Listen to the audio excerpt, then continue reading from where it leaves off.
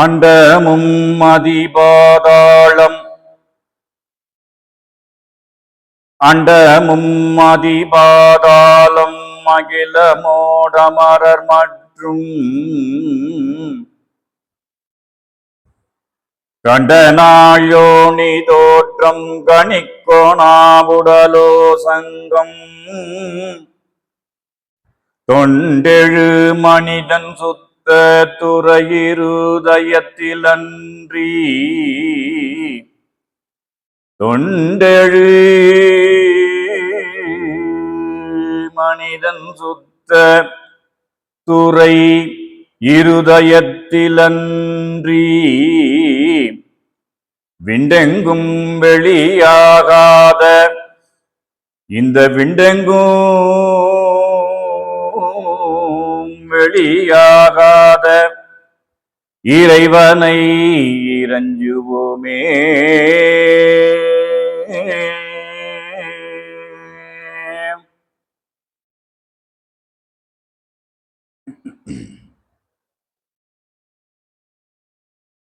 அவன் அருளாலே அவன் தாழ் வணங்கி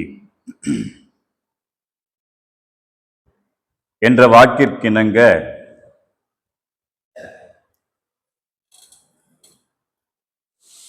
நம்முடைய அந்த வகையிலே இன்றைய தினம்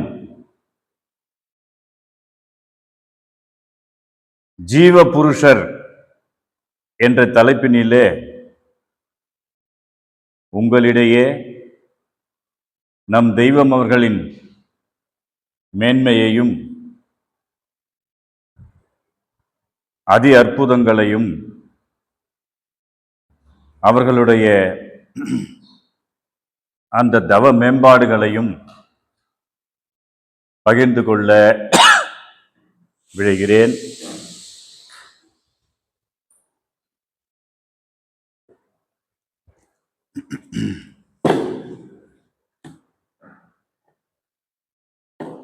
அனைவருக்கும் என்னுடைய அன்பான நமஸ்காரங்கள்.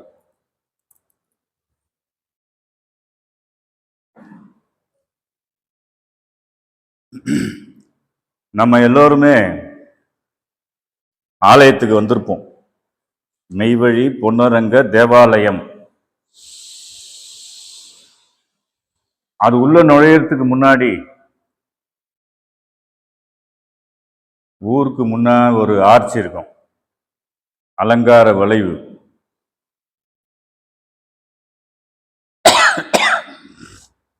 அதுக்கப்புறம் உள்ள நுழைஞ்ச உடனே வலது பக்கத்துல ஒரு பாதகை இருக்கும். அதுல சத்திய தேவ பிரம்மகுலத்தினர் ஆலயம்னு போட்டிருக்கோம். அதையும் தாண்டி உள்ள போனோம்னா இடது பக்கத்துல உத்தரவின்றி உள்ளே போகாதே அப்படின்னு ஒரு பலகை இருக்கும். அதையும் கடந்து போனோம்னா செக்யூரிட்டி இருப்பாரு. தெரிஞ்சவங்கள இருந்தா விட்டுருவாங்க. இப்ப புதுசா நிறைய பேர் வராங்க, நாங்க தான் அதுக்கு ஏற்பாடு பண்ணோம். வர்றவங்களை யாரு என்னன்னு கேட்டு, அவங்க புதுசா வர்றவங்களா இருந்தா ஒரு குறிப்பிட்ட நபர்களுக்கு ஃபோன் பண்ணி வர சொல்லி அவங்கள அழைச்சின்னு போய் ஆலயத்துல காமிச்சிட்டு தெய்வத்தினுடைய மேன்மைகளை தெரிஞ்ச அளவுக்கு சொல்லி புரிய வைக்கணும் அப்படிங்கிற ஏற்பாட்டின்படி அந்த காவல் பணி செய்வார். அப்புறம் ஊர் வரும், அப்புறம் ஆலயத்துக்கு போவோம். நம்ம இது ஏன் இவ்வளவு விரிவா நான் சொல்றேன் அப்படின்னா, நம்ம போவோம், பார்ப்போம், வணங்குவோம், வேண்டுவோம், வந்துடுவோம். ஆனா அந்த ஆலயத்திற்குள்ள என்னென்ன இருக்கு, எந்தெந்த வசனங்களை எப்படி எப்படி எழுதி வச்சிருக்கிறாங்க, ஏன் இது இங்க வச்சிருக்கிறாங்க அப்படிங்கிற அந்த சீரிய சிந்தனையோட பார்த்தாதான் தெய்வத்தினுடைய செயல் விளங்கும். தீர்த்தம் போடுற இடத்துல போய் தீர்த்தம் போட்டுக்கிட்டு ஆலயத்துக்குள்ள போய் தரிசனம் பண்ணோம்னா, முதல்ல போன உடனே ஆதியே துணைன்னு ஒரு பாதகை இருக்கும். அந்த பக்கம் மகா சங்கல்ப மந்திரம் ஒன்று இருக்கும். இந்த பக்கம் பார்த்தீங்கன்னா பொல்லா பிணி நீக்கும் பெருந்தவ பள்ளி அப்படின்னு ஒன்று இருக்கும். மெய்க்கல்வி கலாசாலைன்னு ஒரு இது இருந்தது, அதை எடுத்து எங்கேயோ வச்சிருக்கிறாங்க. ஏற்கனவே இருந்தது, அது கூடிய சீக்கிரம் அதுவும் வந்துடும். ஏன்னா நம்ம தெய்வம் கொண்டு வந்தது மெய்க்கல்வி அல்லவா. அந்த மெய்க்கல்விக்கு இந்த ஆலயம் ஒரு கலாசாலையா இருக்கிறது அப்படின்னு மெய்க்கல்வி கலாசாலைங்கிற தலைப்பிலேயே தெய்வம் அந்த அருளமுதை நமக்கு கோடாயுதக்கூர்ல கொடுத்துருக்காங்கிறது நம்ம எல்லாருக்கும் தெரியும். அப்புறம் பார்த்தீங்கன்னா, நீதி வந்து விளையாடும் காலம் சமீபமா இருக்கிறதுன்னு ஒரு பாதகை இருக்கும். அப்புறம் பார்த்தீங்கன்னாக்கா, அந்த சிவராஜர் எங்கள் தந்தை தந்தைன்னு வந்த அது ஒரு பாதகை இருக்கும். இப்படி ஒரு விஷயத்தையும் உள்ளடக்கி அவங்களுடைய செயலினுடைய விரிப்பை செய்யக்கூடிய அந்த பாதகைகள் வந்து அங்கங்க வச்சிருப்பாங்க. ஆனா சத்திய மேடைன்னு ஒண்ணு இருக்கு. சத்திய மேடை சன்னிதானத்துக்கு பக்கத்துல ஒரு படிக்கட்டு மாதிரி இருக்கும். அதுக்கு மேல ஒரு பெரிய தகட்டுக்கல் இருக்கும். அதுக்கு மேல முன்னாடி சிம்மாசனம் இருந்தது. 1995 ஏற்பட்ட தீ விபத்துல அந்த சிம்மாசனம் எரிஞ்சிடுச்சு. இப்போ அதுல வந்து வேதங்களை வச்சு புதுசா ஒரு சிம்மாசனத்தை கொண்டு வந்து திருச்சி ஜீவப்பிரிவர்கள் வச்சிருக்காங்க. அந்த சிம்மாசனத்தினுடைய முகப்புல மேல பாத்தீங்கன்னா ஒரு பாதகை இருக்கும், பதாதகை. அதுல தெய்வம் இவ்வாறாக குறிப்பிட்டு இருப்பாங்க. ஏன்னா இந்த முத்திப்பேரரை கேட்கிறவங்க சாலைக்கு வரும்பொழுது இதை உன்னிப்பா கவனிக்கணுங்கிறதுக்காக தான் நம்ம இவ்வளவு விரிவா இதை பத்தி சொன்னோம்.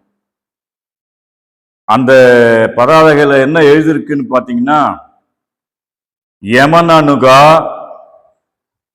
சத்திய பரிசுத்தவான்களின் சபையில் யமன் கைவசப்பட்டு பிணநாற்ற தீட்டுக்குரிய நரர் நிலை நிற்பதில்லை. இதெல்லாரும் பார்த்திருப்பீங்களா?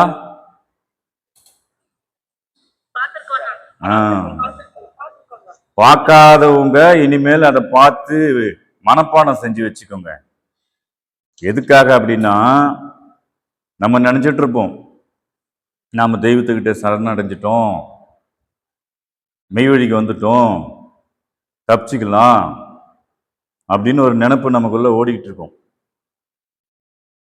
ஒரு பழமொழி இருக்கு, நினைப்பு தான் பொழப்ப கெடுக்கும்னு. அது மாதிரி நம்மளை அறியாமலேயே மாய்கை நமக்குள்ள புகுந்துரும். அப்போ அது என்ன பண்ணும்? மெதுவா தெய்வத்துக்கிட்ட இருந்து நம்மளை கழட்டி கொண்டு போயிடும், திருடனை போல. கடைசியில அவங்க எல்லையில கொண்டு போய் வச்சுக்கிட்டு, நீ ஏன் அங்க போற, ஏன்கிட்ட இருக்க வேண்டியதானே, பலாயிரம் கோடி மக்கள் என்கிட்ட இருக்கிறாங்க, நீ மட்டும் எதுக்குப்பா மெய் வழிக்கு போற அப்படின்னு கூட்டிட்டு போய் வச்சுக்கிட்டு வச்சு செய்யும். சொல்ல போனா முடிவு கசப்பு தீட்டு பிணநாற்ற ஜன்மம் வெளியாகி நாரி சாவது ஒண்ணுதான் கதியா இருக்கும். அங்க போனா அதை எச்சரிப்பு செய்யறதுக்காக தான் நமக்குள்ள சதா அந்த மரண பயம் இருக்கணுங்கிறதுக்காக சத்திய மேடைக்கு மேல இந்த வாசகத்தை தெய்வம் புரிச்சு வச்சிருக்கிறாங்க. மறுபடியும் படிக்கிறேன். யமன் அணுகா சத்திய பசுத்தவான்களின் சபையில் யமன் கைவசப்பட்டு பிணநாற்ற தீட்டுக்குரிய நரர் நிலை நிற்பதில்லை. அப்ப நம்ம என்ன செய்யணும்?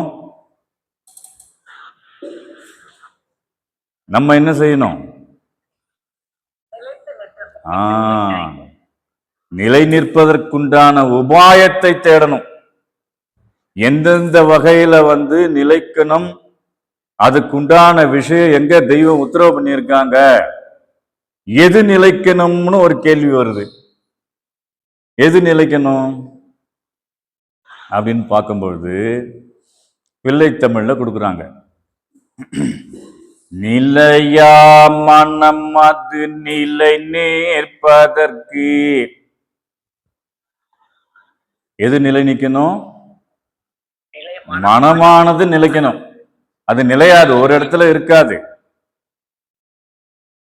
நிலையா மனம் அது நிலை நேர்ப்பதற்கு நீ மும்மலை தாண்ட.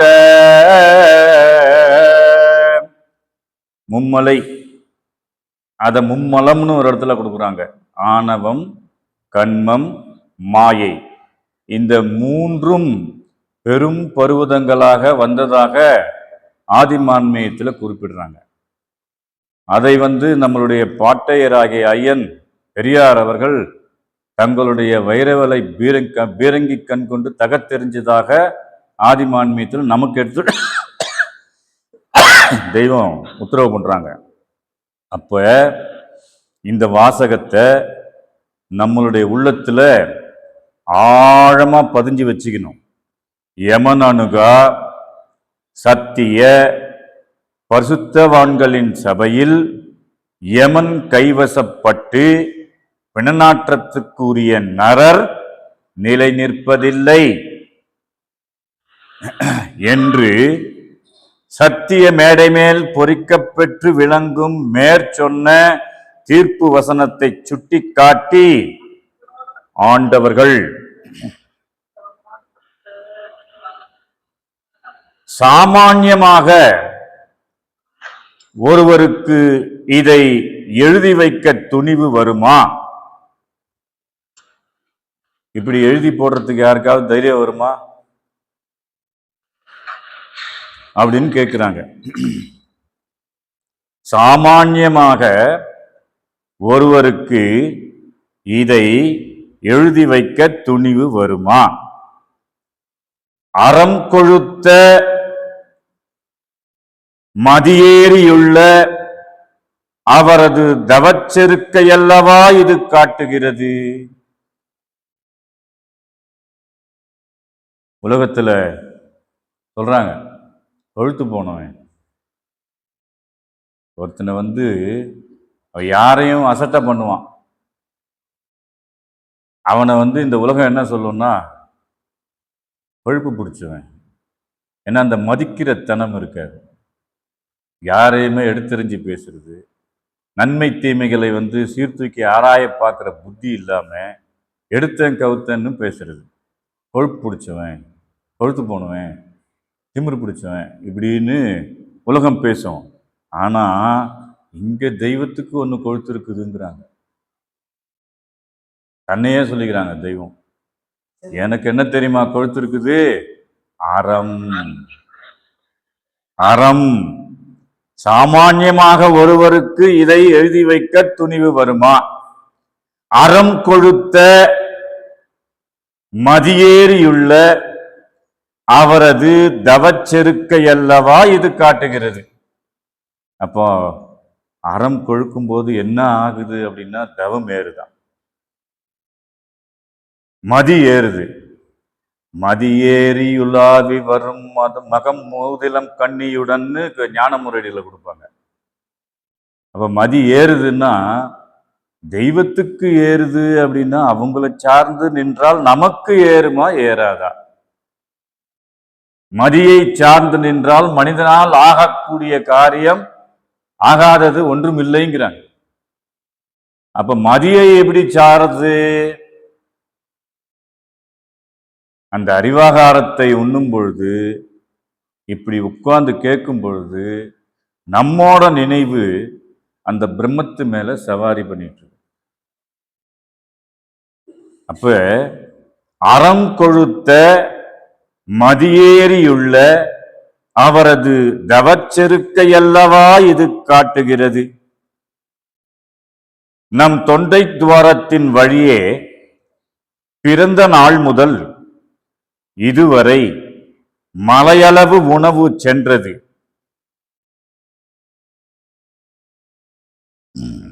வாக்கியத்தில் கேட்பாங்க, நீ பிறந்த நாள் முதல் இதோ இப்ப இருக்கிறியே அவங்கவுங்க வயசுக்கு தக்க மாதிரி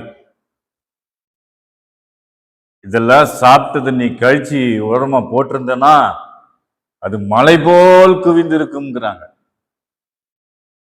அப்படின்னா கணக்கு பண்ணி பார்த்துக்க வேண்டியதுதான். அதையும் கோடிட்டு காமிக்கிறாங்க தெய்வம். அப்படி அல்லாது அதை மண்ணோட மண்ணாக்கி மீண்டும் அதை விளைவிக்கக்கூடிய தன்மையை அவங்க மாத்துறாங்க.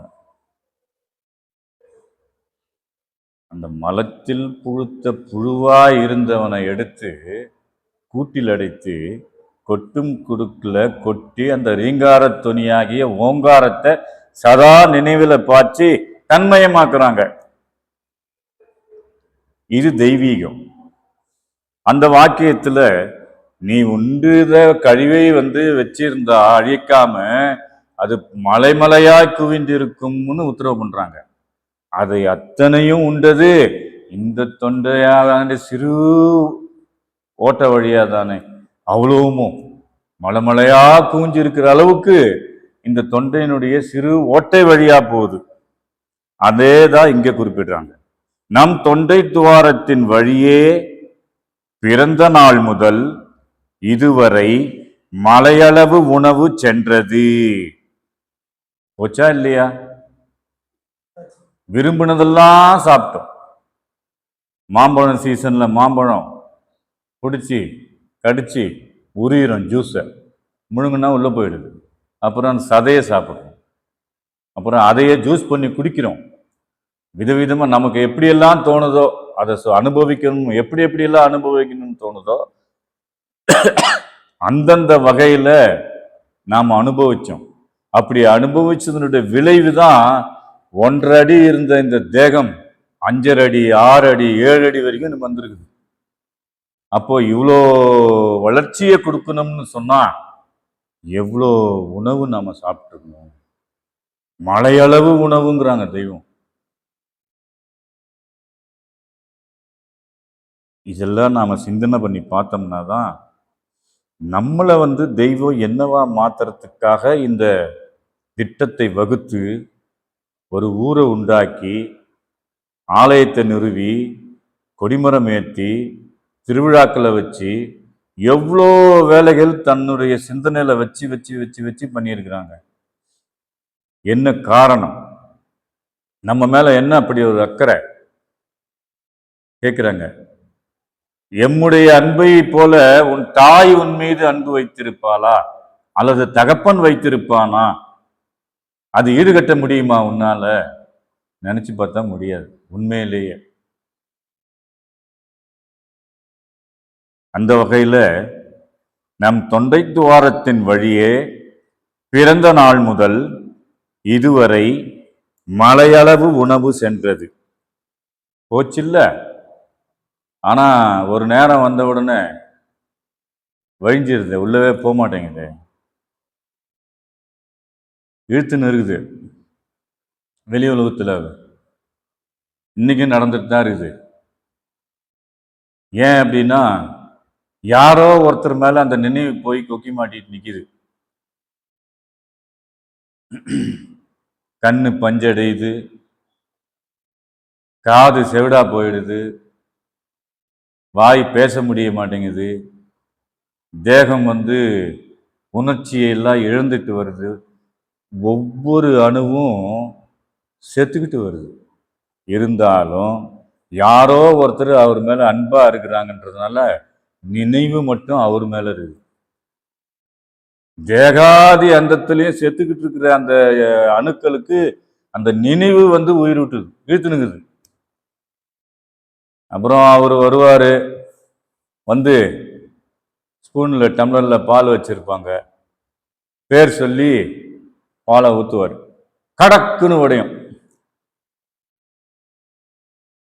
கலக்குன்னு ஒரு சத்தம் கேட்க, அவ்வளவுதான், பால் உள்ள போவாது, இங்க ஒழிஞ்சிடும், எல்லாம் நின்றுடும். இதுக்கு பேரு சாவு. பார்ப்பான், ஒன்றும் இல்லை, செத்துட்டாருப்பா, கடைசி பால் இவர் தான்ப்பா ஊத்தினார், இவர் கையால குடிச்சிட்டு செத்தாம்பா சொல்லுவாங்க உலகத்துல. இன்னைக்கும் நடைமுறையில் இருக்குது. கடைசி பால் ஊற்றுறதுக்கு வருவியா? ஊருக்கு போகிற மகனை பார்த்து அம்மா கேட்கும், வெளிநாட்டுக்கு போகிறோன்னு வச்சுக்கோ, ஏப்பா நான் சாகும்போது கடைசி பால் ஊற்றுறதுக்கு வாய்க்கு பால் ஊற்ற வருவியா? அந்த வருவியான்னு கேட்ட நினைவு தான் அந்த செத்துக்கிட்டு இருக்கிற ஜீவனுக்கு உயிர் கொடுத்து இழுத்து பிடிச்சின்னு உட்காந்து மாரெல்லாம் தூக்கி தூக்கி போடும். ஒரு முழ தூரத்துக்கு தூக்கி தொப்புன்னு போடும். அவர் கொடுத்த உடனே கலக்குன்னு ஒரு சத்தம் வரும், சங்க முடிச்சிட்டான் ஏம. ஏன்னா அது வழியாக தானே போயிட்டு இருக்கு. அந்த சங்கு முறிஞ்சு போச்சுன்னா லாக் ஆயிடுது, வால்வை போட்டு அடைச்சிடுறான். அப்ப முடிவு நேர நெருக்கதிலில் உயிர் பிரியும் முதல் அடையாளமாக, அதான் முதல் அடையாளம். மலையளவு உணவு சென்றது, முடிவு நேர நெருக்குதலில் உயிர் பிரியும் முதல் அடையாளமாக ஒரு சொட்டு ஜலம் கூட இறங்காமல் ஊற்றிய ஜலம் கடைவாய் மூலம் வழிகிறது. அப்போ கடைவாயில வந்துருச்சுன்னா என்ன அர்த்தம்? அதுக்கு செத்துட்டான், ஜோலி முடிஞ்சது.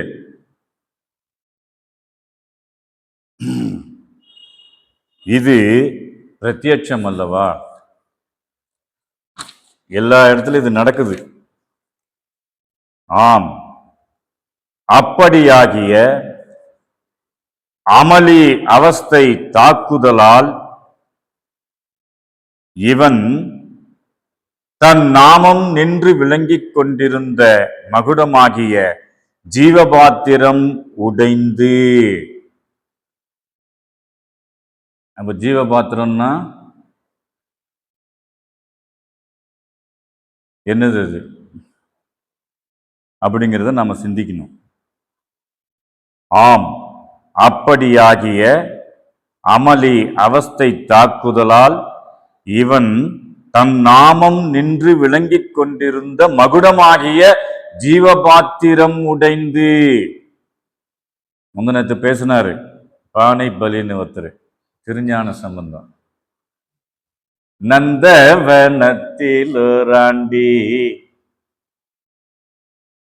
அவன் 4 மாதமாய் குயவனை வேண்டி கொண்டு வந்தானொரு தோண்டி, அதை கூத்தாடி கூத்தாடி போட்டு உடை தாண்டி.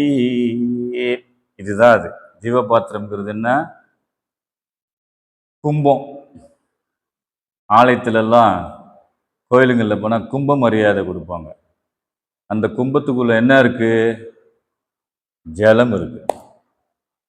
அதுக்கு மேல 3 கண்ணு இருக்கிற தேங்காய் வைக்கணும், முக்கண்ணுடைய தேங்காயை வைக்கணும், மாயிலை வைக்கணும். வச்சு அவரை இப்படியே முன்னாடி நீட்டி கூட்டிட்டு போறான் இல்லையா? இதை நம்ம பார்க்கிறோம். அதுக்கு பேரு கும்ப மரியாதை. அந்த கும்ப மரியாதை அந்த கும்பமே ஒரு நாள் உடைஞ்சு போச்சுன்னா உடைஞ்சு போகுது. அதுதான் தெய்வம் குறிப்பிடுறாங்க. அந்த கும்பம் தான் உன்னுடைய நாமம் விளங்கும் தலம்.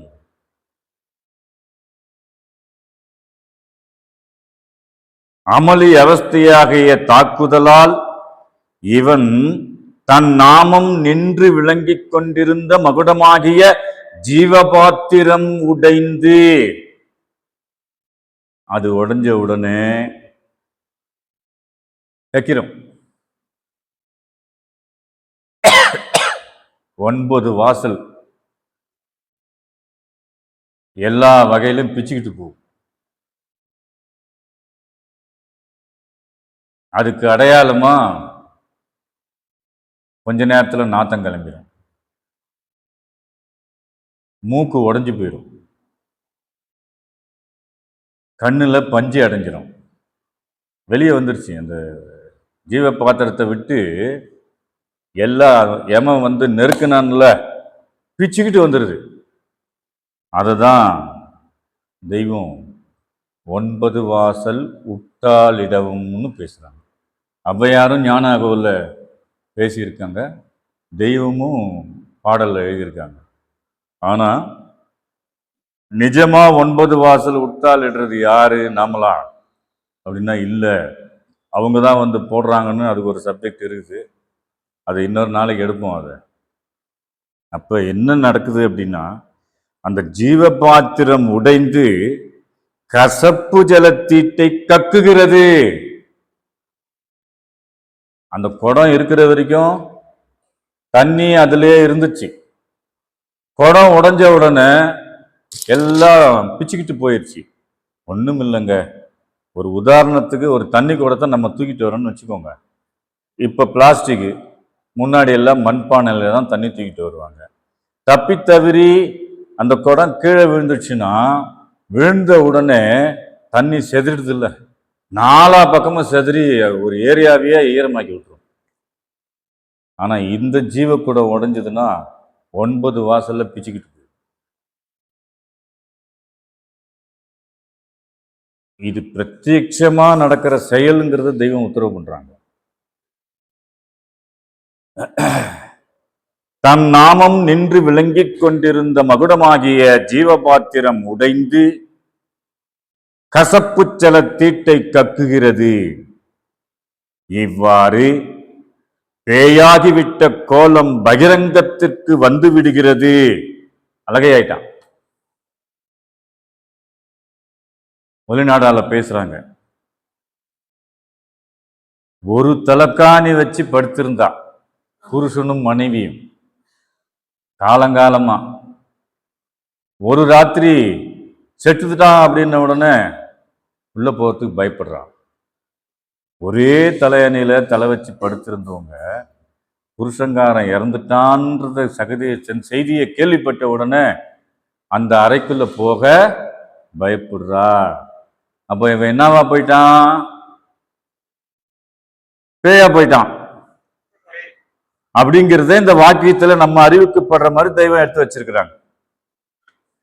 ஜீவபாத்திரம் உடைந்து கசப்பு ஜலத்தீட்டை கக்குகிறது. இவ்வாறு பேயாகிவிட்ட கோலம் பகிரங்கத்திற்கு வந்து விடுகிறது. அதுக்குதான் அலங்காரம் பண்றான். குளிப்பாட்டி பட்டை விபூதி எல்லாம் வச்சு மூக்குல பஞ்சு வச்சு துருத்தி அழகுபடுத்தி தான் ஊர்வலம் கொண்டு போறான். கொண்டு போய் கடைசியில அங்க போய் கவுத்து போட்டுறான். எது? அதுக்கு பேர் பாடைன்னு சொல்லுவாங்க. ஒருத்தனை திட்டுறதா இருந்தா, அட உனக்கு பாடை கட்ட, நீ செத்து போடா அப்படின்னுவான். வேலூர் பக்கமெல்லாம் உனக்கு பாடை கட்டுறா சீக்கிரம் அப்படின்னுவான். உனக்கு பாடை கட்டுவாங்கடா, சீக்கிரம் பாடை கட்டிடுவாங்கடா, உனக்கு வயிற்றுல கொட்டிக்கிட்டு அப்படி திட்டுவான். அந்த பாடையை எப்படி கட்டுவாங்கன்னா கப்பல் போல கட்டுவாங்க. கப்பல் போல அலங்காரம் எல்லாம் பண்ணி எடுத்துட்டு போய் இவனை கொண்டு போய் எரியுட்டுறதோ இல்லை புதைக்கிறதோ 2 இடத்துல எங்கன்னா ஒன்று வச்சுட்டு அந்த கப்பலை வந்து கவுத்து போட்டுருவாங்க. இதை நீங்க நிறைய பேர் பார்த்துருப்பீங்க. இதுக்கு காரணம் இருக்கு. இதுக்கு காரணம் இருக்கு. பேசுவோம். கன்னத்துல கை வைக்காத சொல்லுவாங்க. கன்னத்துல கை வைக்க கூடாது. என்ன கப்பலா கவுந்து போச்சு, கன்னத்துல கை வச்சுன்னு இருக்கிற? அவ்வளோ துயரமும் துக்கமும் வந்தாதான் கன்னத்துல கை வைக்கணுமா? ஆனா தெய்வம் நமக்கு என்ன உத்தரவு பண்றாங்கன்னா, நீ விசனமே பட வேணாடா. நான் வசந்த காலம் வந்திருக்கேன், பேசியிருக்கோம். வசந்த காலம்னு 3-4 தலைப்புல பேசியிருக்கோம். நாம் கொண்டு வந்திருக்கிற இந்த வசந்த காலத்தில் ஏன் வருந்த வேண்டும்? கப்பலும் கவுராது. ஏன்? தோனிய புறா தெய்வம் வந்துட்டாங்க. நமக்கு நம்மளுடைய கப்பலாகிய இந்த சரீரம் கவுராம இருக்கிறதுக்கு தவத்தை இறக்கி வேதமா வச்சுட்டாங்க.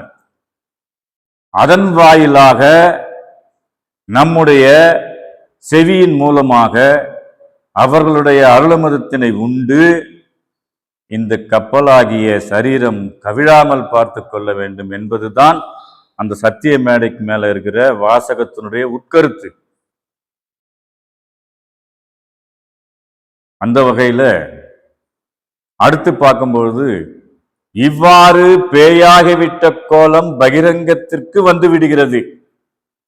இந்த அதோகதிக்கு போக இருந்தவனுக்கு தன் ஜீவகுடம் உடையாமல் காத்து ஜீவப்பிரயாணமாகிய சாவாவரம் தந்து, ஜீவகுடம் உடையக்கூடாது, இந்த உயிர் பிரிஞ்சு வெளியே போகக்கூடாது, மேற்கொண்டு சாவாவரம் நித்தியன்.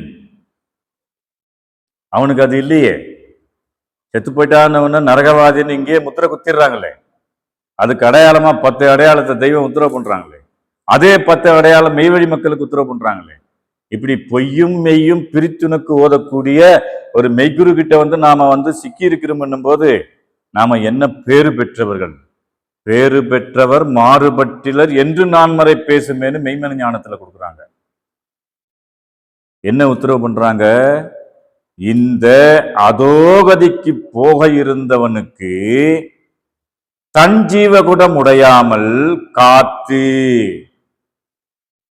அதுல காத்து இருந்தாதான் அது காத்துக்கிட்டு இருக்கும். காத்து இல்லைன்னா போச்சு. ஜீவப்பிரயாணமாகிய சாவாவரம் தந்து, அதுக்கு மேல ஒரு உன்னதமான ஒரு விஷயத்தை குறிப்பிடுறாங்க. சாலையில் இருந்து அனுப்ப பெறும் காஷாய தீர்த்தத்தை எவ்வளவு நாட்களானாலும் குடிக்க வைக்கும் ஆற்றல் மிக்க அதிவல்லபத்தினாலேதான். இது நம்ம சிந்தனைக்கெல்லாம் சீர்தூக்கி பார்க்க முடியுமா? ஜீவகுடம் உடையக்கூடாது, காத்து வைக்கணும், ஜீவப்பிரயாணத்தை கொடுக்கணும், சாவாவரம் தரணும், கஷாய தீர்த்தத்தை எத்தனை நாளானாலும் குடிக்க வைக்கணும் அப்படின்னு சொன்னா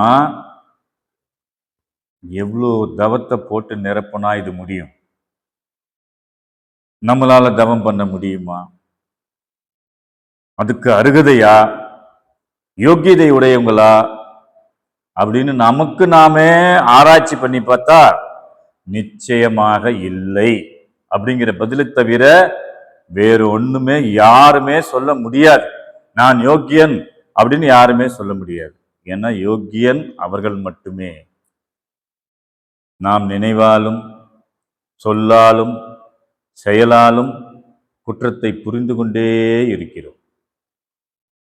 அந்த குற்றத்தை எல்லாம் அவங்க குணமாக கொண்டு அருளுவதனாலதான் நமக்கு இந்த ஜீவ பரிசை, இந்த ஜீவகுடத்தை உடையாம பாதுகாக்கிறதுக்கு உத்தரவாதம் கொடுத்தாங்க.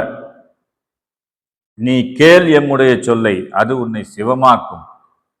என்னுடைய சொற்படி பொருளாதவனாக நீ ஆகிவிட்டால் இதை மெய்யாகவே மெய்யாக்கி விடுவேன் பிறவியரே. பிறவியரேங்கிறாங்க. அவங்க எங்க, நாம எங்க? எட்டுமா? ஆனா அவங்க இறங்கி அணைச்சி கூட்டிட்டு போனாங்க.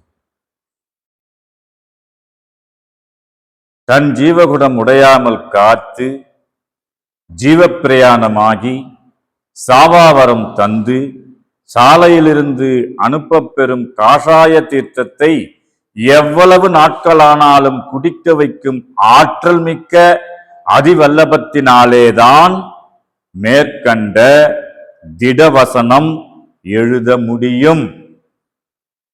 அந்த வசனத்துக்காக இவ்வளவு பேசுறாங்க தெய்வம். ஏன் எழுதுறாங்க? நாம நிலை நிக்கணும், ஏமாந்துடக்கூடாது. உலகம் என்ன பெற்ற பராக்கினால் விலகி ஏமாந்து விடாமல், வல்லபிரான் சொல்றாரு, விலகி ஏமாந்து விடாமல்.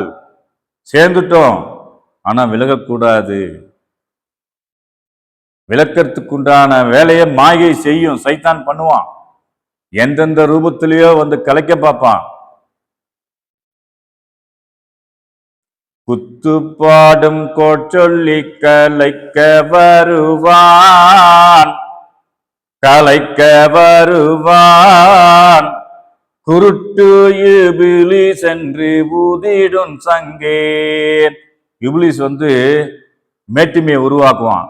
பாரு, அவன் உன்னை பத்தி குறையா பேசுறாங்க, உன்னை தரக்குறைவா நடத்துறாங்க, அப்படி பண்றாங்க, இப்படி பண்றாங்க அப்படின்னு நம்மளை உசுப்பேத்துவான். குத்துப்பாடும் கோல் சொல்லுவான். உன்னை பத்தி அவர் அப்படி பேசுறாரு, இப்படி பேசுறாரு, இதெல்லாம் சொல்லுவான். போடான்னு எட்டி ஒதுக்கணுமா அவனை? எவனா எதனா சொல்லிட்டு போறான். என்ன தெய்வம் வச்சிருக்கிறாங்கப்பா, நான் தெய்வத்தை மட்டும்தான் நம்பி வந்திருக்கிறேன். ஆனா சகோதர வாஞ்சை வேணும். அது நன்மையா இருந்தாலும் சரி, தீமையா இருந்தாலும் சரி, சகோதர வாஞ்சையுமோ ஜீவ சகோதர தத்துவமும் நம்ம கிட்ட இருந்தாதான் மெய்வழி நமக்கு. இல்லைன்னா இல்லை. உன் ஜீவ சகோதரன் பால் அன்பு செலுத்து, அப்பொழுது எம் அன்பு உன் மீது பாயும். எளிமையான உழவு. இதை விட வேற என்ன வேணும் நம்மளுக்கு? இதை விட வேற என்ன வேணும்?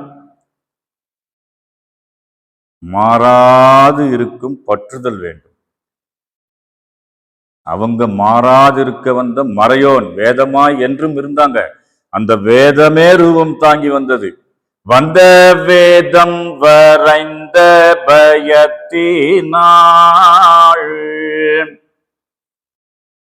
வேதம் பயத்தை கொடுக்குது.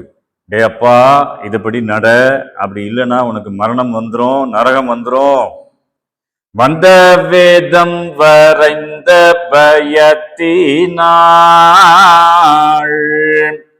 இந்த சிந்தை வீணர்கை சிக்கி மேலிந்த நாள் அந்த எழுத்தை அழித்தே எழுதிய அந்த எழுத்தை அழித்தே எழுதிய எந்த நாளும் என்றன் கூறு நந்தியே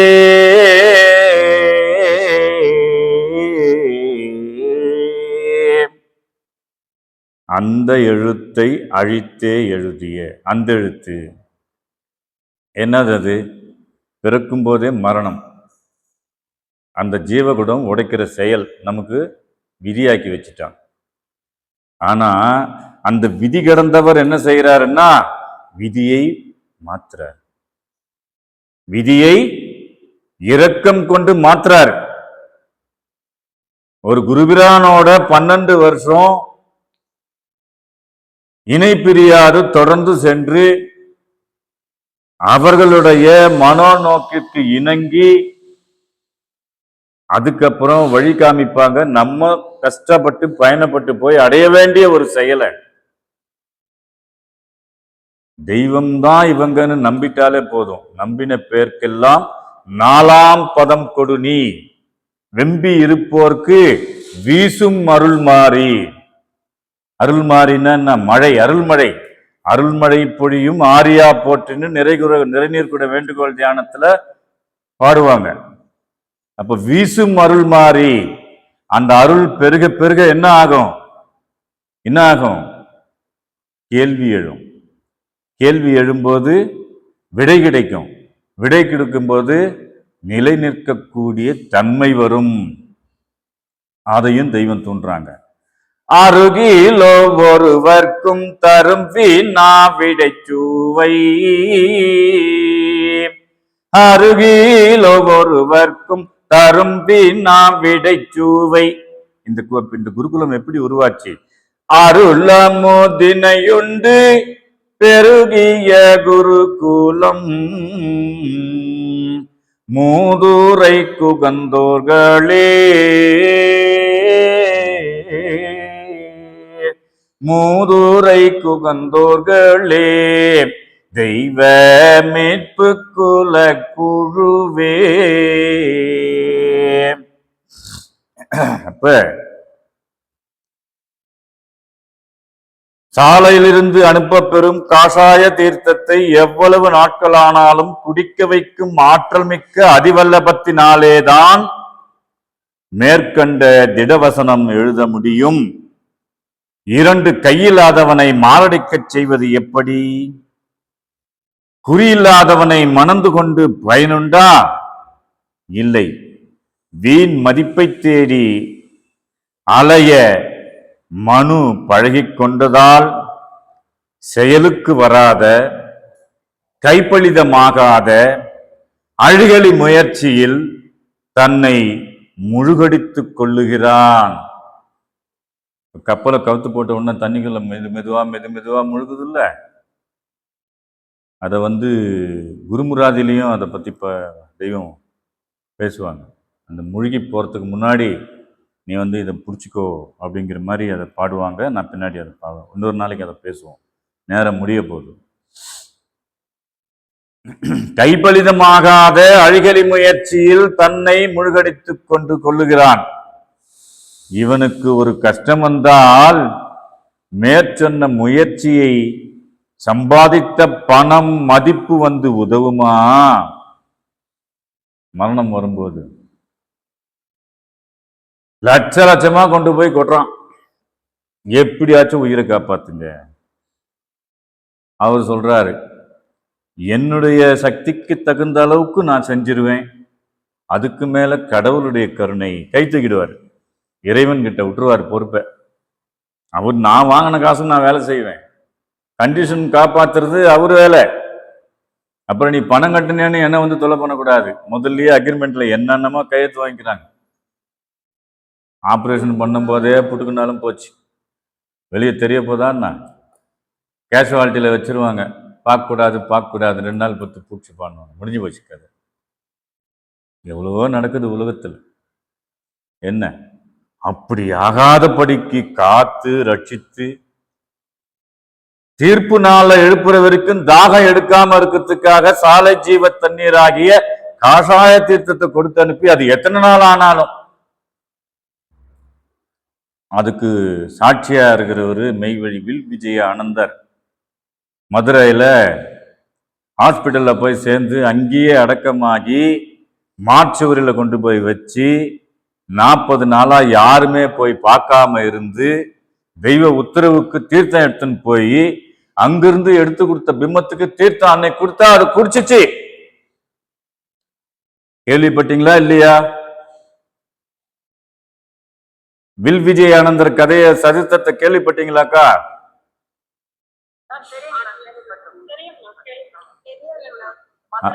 மதுரை சொல்லிட்டு போறாரு தெய்வத்துக்கிட்ட, தெய்வமே எனக்கு உடம்பு சரியில்லை, ஆஸ்பத்திரிக்கு போயிட்டு வரேன், இவ்வளவுதான் சொல்லிட்டு போனாரு. போனவரை அட்மிட் பண்ணாங்க, அப்புறம் அடக்காயிட்டாரு. அட்ரஸே எதுவும் இல்லை, மெய்வழிச்சாலைன்னு ஊர் மட்டும் சொல்லிட்டுக்கிறாரு. கரெக்டா 40 நாள் முடிச்சு 41வது நாள் போயிருந்தா டெமோ கொண்டு போய் கொடுத்துட்டு இருப்பாங்க அந்த தேகத்தை. ஆமா,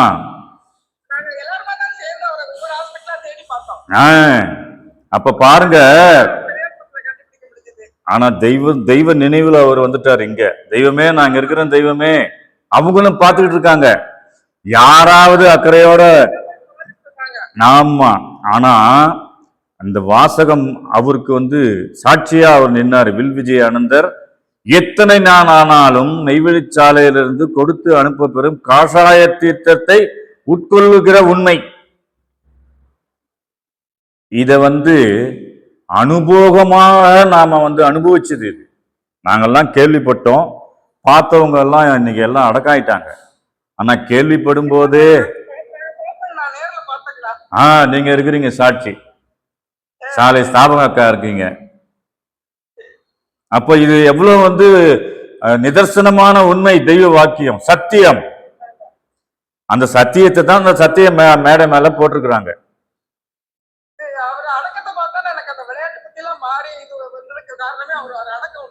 அப்படிதான் ஒவ்வொருத்தருக்கும் ஒரு அனுபவம். ஆமாங்கக்கா. அப்ப இவனுக்கு ஒரு கஷ்டம் வந்தால் மேற்சொன்ன முயற்சியால் சம்பாதித்த பணம் மதிப்பு உதவுமா? உதவுவது இல்லை. நிஜமான செயலுடைய புருஷன் வேணும். யார் வேணும்? நிஜமான செயலுடைய புருஷன் வேணும். தூலத்துக்கா ஜீவனுக்கா? அப்படின்னா ஜீவனுக்கு. முகமுகத்தே ஆத்மகா, அதாவது ஆதிமான்மியத்தில் குறிப்பிடுவாங்க, முகமுகத்தே குருபிரானாகும் அகமுகத்தே ஆத்மகாம நாயகராயும் பாட்டையரை குறிப்பிட்டு தெய்வம் உத்தரவு பண்ணுவாங்க. அவர் இப்படி இருந்தார். எனக்கு முகமுகத்துல முன்னிலை குருவா இருந்தாங்க, அகமுகத்துல பார்க்கும்போது அவங்க தான் ஆத்மகாம நாயகரா இருந்தாங்க. அப்போ இந்த செயல் நமக்கு நடக்கணும்னு சொன்னா யார் வேணும்? நிஜமான செயலுடைய புருஷன் வேண்டும். கண்ணபிரானுக்கு கோபியர்கள் நிறைய பேர் ஸ்ரீலோலன்னு அவரை கூப்பிடுவாங்க அந்த காலத்துல. அது நிஜமா அப்படின்னு தத்துவப்படி பார்த்தா அது பரமாத்ம ஸ்வரூபம். நாம எல்லாரும் தான் கோபியர்கள். இன்னைக்கும் அதே மகாவிஷ்ணு தானே வந்து அவதாரம் பண்ணாரு. அவரை தெரிந்து கொண்ட கோபியர்கள் ஆகிய நம்மளுடைய ஜீவாத்மா அவரை சுத்தி சுத்தி வருது இல்லையா? நம்மளோட அவங்க வந்து சம்பாஷிச்சாங்களே, அந்த நாத லிங்கத்தின் மூலியமாக போகம் கொண்டார்களே, அது சிவகாமம் அல்லவா? இன்னைக்கு இதை பத்தி பேசுறோம்னா எதனால, எப்படி பேச முடியுமா? அந்த நா வருமா? அந்த நற்றவவாணி நாவில் வந்து குடியேறலன்னா இதை பத்தி சொல்றதுக்கு ஒரு எழுத்து கூட பேச முடியாது. அப்ப நிஜமான செயலுடைய புருஷன் வேண்டும். மரண தருவாயில் தீட்டாகாது காத்து ரட்சிக்கும் தெய்வ ஆசானே ஜீவ புருஷர். யாருன்னு கடைசியில உடைச்சிட்டாங்க. நான் தான் அது. மாதா, பிதா, குரு, தெய்வம். இந்த 4 செயலையும் நம்ம தெய்வம் ஒருத்தரே செய்யறாங்க. அன்னை பிதாவுமா நின்றரன்னால் முன்னறி தெய்வம் நம் தந்தை என்னால் அப்படின்னு ஆதிமான்மியத்தில் குறிப்பிட்டு பாடுவாங்க. மரண தருவாயில் தீட்டாகாது காத்து ரட்சிக்கும் தெய்வ ஆசானே ஜீவ புருஷர். ஒவ்வொரு மனுத்தலைக்கும் கட்டாயம் வேண்டியவர்கள் அவர்களே என்று இந்த வாக்கியத்தின் மூலமாக அந்த நம்முடைய ஜீவனுக்கு இன்னும் கூட நிறைய இருக்குது. நேரம் முடிஞ்சது. அதனால இன்னொரு சபையில வந்து இதை பத்தி மறுபடியும் இதனுடைய விரிவை நாம் பார்ப்போம். மறுபடியும் வந்து அந்த வசனத்தை, வேத வசனத்தை, நம்மளுடைய தெய்வத்தினுடைய ஆலவாய் ஊற்றிலிருந்து கிளர்ந்த அந்த சத்திய மேடைக்கு மேலேயுள்ள சத்திய வார்த்தையை நாம் நினைவில் பதித்துக் கொள்வோம். யமனனுகா சத்திய பசுத்தவான்களின் சபையில் யமன் கைவசப்பட்டு பிணநாற்ற தீட்டிற்குரிய நரர் நிலை நிற்பதில்லை என்ற வாசகத்தை நாம் எல்லோரும் அந்த நிலை நிற்காத கூட்டத்தை விட்டுவிட்டு நிலைத்த மனம் படைத்த ஒத்தை மனம் படைத்த கூட்டத்தின் உள்ளே நாம் எல்லோரும் ஆகுவோம் என்று கூறி இந்த ஜீவ புருஷராகிய நம் ஆசான் அவர்கள் நம் எல்லோரையும் காத்து ரட்சிக்க வேண்டி அவர்களுடைய பாதார விந்தங்களிலே பரிபூரண சரணாகதி அடைந்து அவர்கள் அளக்கனுக்கும் நிஜநிதி புதுவாழ்விலே மனங்கூடி சேர்ந்து இந்த பொல்லா பிறப்பினை ஒழித்து அந்த ஜீவகுடம் உடைக்க விடாத நம் ஜீவ புருஷரின் திருவடியை பணிவோமாக என்று கூறி எல்லோருக்கும் என்னுடைய நமஸ்காரத்தை தெரிவித்துக் கொள்கிறேன். நமஸ்காரம், நமஸ்காரம், நமஸ்காரம்.